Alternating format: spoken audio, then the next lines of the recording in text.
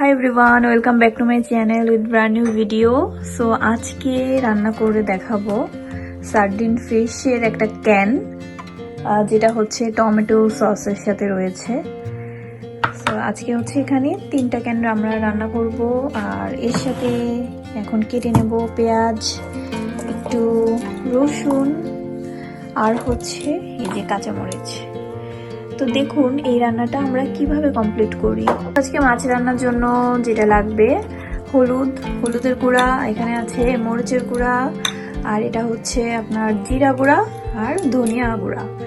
Normally যে পাউডারগুলো আমাদের লাগে ওগুলোই আমরা ইউজ করব, আর খুব সহজেই এই মাছটা কিভাবে তৈরি করা যায় এটাই আপনাদের সাথে শেয়ার করব। এই যে আমি এখানে মরিচগুলোকে একটু চিড়ে নিয়েছি, আর কুচি কুচি করে রসুন আর পেঁয়াজটা কেটে নিয়েছি। সো এখন রান্না আমাদের শুরু হবে, আপনারা সবাই সাথে থাকবেন। আমি ইন্ডাকশন অন করে দিয়েছি, এখন এই রান্না শুরু হয়ে যাবে। প্রথমেই পরিমাণ মতন তেল দিয়ে দেব। এখন কোলসের এই অয়েলটা ইউজ করছি, আপনারা যে কোনো সাদা তেল ইউজ করতে পারেন।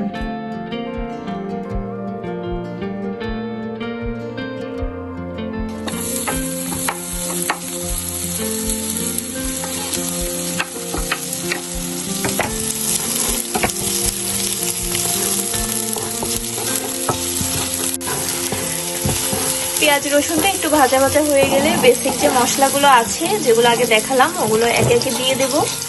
তারপর মশলাটা কষানোর পরে আমি এখন ওই যে ক্যান থেকে ওই মাছগুলোকে দিয়ে দেব।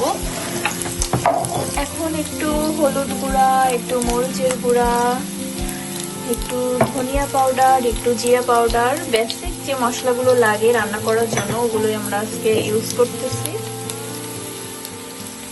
খুবই সিম্পল একটা রেসিপি, যারা অস্ট্রেলিয়ায় থাকেন তারা তো বটেই, আর যেখানে এই ক্যানগুলো পাওয়া যায় তারা এগুলো ইউজ করতে পারেন। খুব সহজ একটা রেসিপি। এই সেম রেসিপিটা আপনারা ইউজ করতে পারেন টুনা ফিশের ক্ষেত্রে। টুনা ক্যানও পাওয়া যায়। আমার মনে হয় যে কোনো ক্যান ফিশের ক্ষেত্রেই মনে হয় এই রেসিপিটা আপনারা ফলো করতে পারেন।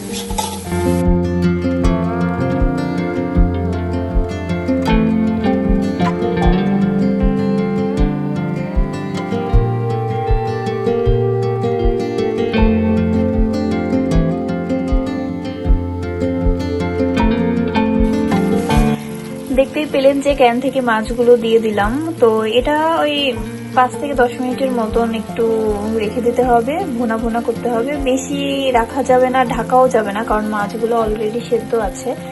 তো এরপরে একটু কাঁচামরিচ, একটু ধনেপাতা যদি ছিটাই দিতে পারেন তো খুবই ভালো হবে। আনফর্চুনেটলি বাসায় আজকে ধনিয়া পাতা নাই, তো এভাবেই আমরা রান্না করছি। চটজলদি এই রান্নাটা কিন্তু কমপ্লিট হয়ে গেল, আপনারা দেখতেই পাচ্ছেন।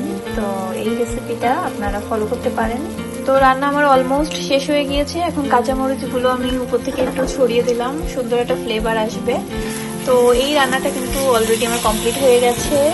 তো দেখতেই পেলেন যে চটজলদি কত সহজে মাছ রান্না করা যায়। তো আজকের ভিডিও আমি এখানেই শেষ করছি। কেমন লাগলো অবশ্যই জানাবেন। Thank you for watching, by.